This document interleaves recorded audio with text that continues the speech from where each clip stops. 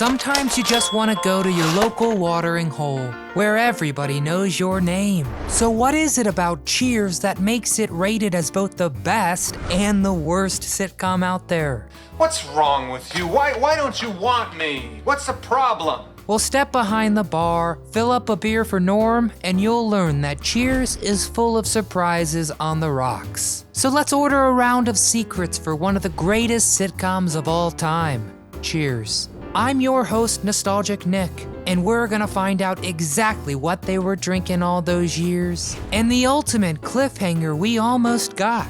No, not the postal worker. Please don't forget to give this video a thumbs up for us, and subscribe, click the bell for notifications. But let's go grab a stool next to Norm. Location. Cheers is the name of the show's fictional bar, the perfect watering hole after a long week, or a long day, or what was going to be a long day. Norman? How's life, Norm? Not for the squeamish, Coach. Boston bars are pretty famous for their party scene, and hardly any TV shows made a bar a setting for a show. But that bar did have real-world inspiration. All exterior shots used the real Bull and Finch pub, which propelled it into a serious tourist destination, raking in enough dough to open a second location. The place fully embraced its fame and renamed itself Cheers Beacon Hill. Although the interior doesn't resemble the show, they did build a slightly modernized replica of the set on the ground floor, complete with cardboard cutouts of Sam and everything. Grounded inspiration. For a show with so many wacky personalities, Cheers paid close attention to detail. For one thing, a lot of its dialogue was inspired by real-life bar conversations, which is why it's so damn relatable. They honed in on bar banter beautifully. You take your average whale's intestines and stretch them out, you're looking at 3 miles and change. To really be qualified for his new role, Ted Danson took up bartending lessons and learned all about prepping drinks. So during the first month of shooting, he was making all those Manhattans and grasshoppers to better hone the bartending craft. In the end, he said producers didn't care and just wanted the lines delivered well, since the shots were usually aimed above his hands. But bonus points for dedication, Ted. The show also had to change some original plot plans. At first, Sam Malone was going to be a football player, as the role was originally written for NFL defensive end Fred Dryer. But they hired a guy with a background in baseball, and throw in Ted Danson's body type, and baseball was a no-brainer. The chemistry between he and Shelley Long was too perfect, and showrunners could not deny Ted's charm. One thing that wasn't deliberately steeped in realism, Woody playing Woody. It really was just a coincidence that they hired a guy named Woody Harrelson to play Woody Boyd, as his name had been decided before casting began. Everyone loves a know-it-all. Could you imagine Cheers without the resident sort of brainiac Cliff Clavin, brilliantly played by John Ratzenberger? Hey, you hear that, everybody? I saved Jeopardy! Well, when he first auditioned, he tried out for Norm. But although he lost that battle, he asked the writers if they had a character that was the bar know-it-all. At the time, they didn't. So right there, they created Cliff, and a bit of Cheers magic fell into place. And if some of his lines sound like something a seasoned cop might say, that's because Cliff was originally supposed to be an officer. But the writers figured a mailman would make even more sense for his slew of fun facts, which were mostly improv by Ratzenberger. The scripts just gave him a heads up about the topic, and he came up with the rest himself. What does it mean, Cliff? Well, because of the idiomatic peculiarities, it can't really be translated into English. Tackling the big stuff.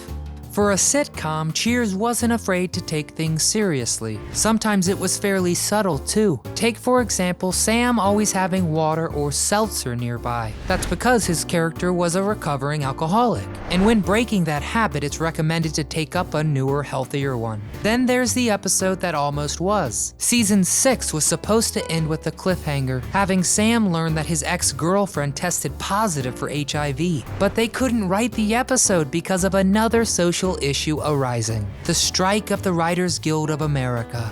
Laughing at the laugh track. Cheers is filmed before a live studio audience. Those words are about as famous as the theme song. But early episodes didn't have this quick disclaimer. It began in 1983. That's because more and more viewers started complaining about the volume of the laugh track. Problem was they didn't have one. It was just a live studio audience going wild at Coach's antics or Sam's one-liners to Diane. All those reactions were loud but raw and genuine. And people still complained. You can't please everyone. Designated driver. When your show takes place fairly exclusively at a bar, there's going to be a lot of alcohol consumed. So showrunners made the very deliberate choice of never showing a patron leave the bar drunk, especially to drive home under the influence. That meant painstakingly making sure they kept track of who left and in what state. Oh my God, Carla, you killed her.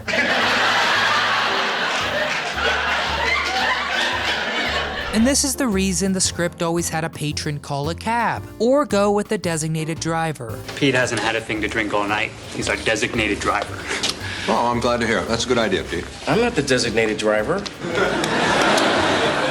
Wait right here. I'm gonna call you a cab. In fact, Cheers helped popularize the idea of having a DD, and their efforts got a lot of attention from anti-drunk driving campaigns, who praised Cheers as a great influence for responsible drinking. Cheers to that. A matter of national security. You could have seen every televised episode of Cheers and still missed one. That's because it came by special order from the US Treasury. The Cheers creators were contacted directly from the department and asked to make an episode promoting US saving bonds. Never ones to turn down a customer, they brewed up the episode Uncle Sam Malone. But don't look for it on TV, as it never aired. Instead, it was only played as a promo at saving bond drives. So long there. Oh, wait a minute. What do you got on your lips there? Oh, no one. Guess I'll just swing by one of those next time I'm in 1983. Mind your listeners. Aside from acting, Jay Thomas had a side gig as a radio host out of Los Angeles. His morning show was pretty popular too, and everyone knew their host was also in Cheers, as Carla's new love interest. But when one curious caller asked what it was like being on the show, Jay's answer sealed Eddie's fate. He basically said, "It's brutal. I have to kiss Rhea Perlman." Again, his words, not mine. Rhea and I are super close. Just don't tell Danny DeVito. Well, apparently one of his listeners at the time was Perlman herself, and she took revenge by asking producers to kill off her TV husband. So in season 8, Eddie gets run over with a Zamboni, and just to add insult to injury, producers tried to stifle upset fans by revealing that Eddie had been living a double life when Carla discovers a second widow at his funeral. Perlman covers her revenge plot by also stating that the forever pairing of Carla and Eddie would make her less part of the bar collective. Nearly beer. Cheers is all about drinking, yet they were careful. Patrons never drove drunk. Sam had all he needed to avoid lapsing. And most importantly, the cast didn't just throw back shots all day. Instead, the show had to ensure that everyone stayed sober. I'll kill all of you. Whoa, settle down, Nami. Gotta save those pipes for karaoke. Norm had it the weirdest, with his personal drink called Near Beer, basically a weakened strain of ale with some salt to keep the suds firmer for a longer time. Since Norm always had a drink in his hand, his actor George Wendt had to down that Near Beer more than a few times. Tribute to the fallen. Sadly, Cheers lost one of its own early on. It was 1985 when Coach, aka Nicholas Colasanto, died from a heart attack. He was phenomenal as the aloof second bartender Ernie for parts of the first 3 seasons, before Woody Harrelson filled that void. Last semester, my son comes home from college with his new fiancée, who's black. And your son's not. He was gone but not forgotten, with touching tributes sprinkled in to remember the much-beloved character. Sam would sometimes wear Coach's baseball jacket, and in the series finale, Sam adjusts a picture that had been hanging in Colasanto's dressing room. But that's as far as the network would let them go. NBC wouldn't let the cast take a break from filming for Colasanto's funeral, so they had to settle with sending John Ratzenberger as a representative. But back in LA, the cast made up a makeshift memorial of their own. Keeping options open. You could call the union between Diane and Sam perpetually stuck in a state of uncertainty. And the studio even shot 2 endings to that plotline. One with a studio audience where the two did get married and have their ceremony and everything. But that was just a decoy to hide the fact that Shelley Long was leaving the show. And they filmed the real ending without the studio audience. Pretty sneaky. Beginnings and endings. Cheers is one of the few shows that had the title for best and worst at some point during its run. When it premiered, it ranked 77th out of 100 shows that week. But as it progressed, the ratings grew and grew. So why stop after 11 seasons? Why not round up to 20 or 30 even? Heck, bars never go out of style. Well, Ted Danson wanted to spread his wings and try new things. So producers concluded that they could continue by having Woody take over Cheers. Problem was, Harrelson was a huge fan of Danson's and refused to do the show without him. NBC had a huge send-off at the Bull and Finch pub, with thousands of fans celebrating and watching the end. And of course, because it is Cheers, there was a lot of hugging and drinking and crying and drinking and drinking. I guess trying to make up for all those near beers. Well, it was organized that after the finale, the entire cast would appear on The Tonight Show. And boy, was it a fun broadcast. Everyone was absolutely smashed to pieces and needed designated walkers as they giggled like school children. And as Woody made mature joke after maturer joke, because obviously Woody knows how to have a good time.